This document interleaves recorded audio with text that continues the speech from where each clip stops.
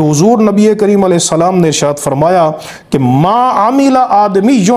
من عمل یوم النحر احب الی اللہ من احراق الدم، فرمایا کہ یوم النحر میں خون بہانے سے بڑھ کر اللہ کو کوئی عمل محبوب نہیں ہے۔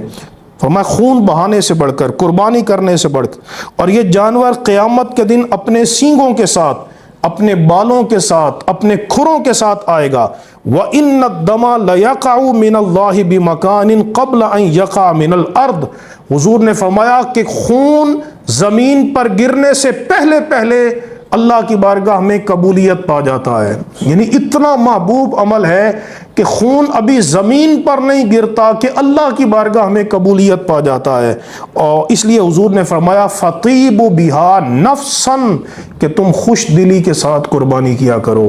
امام ترمذی نے سند حسن کے ساتھ اس کو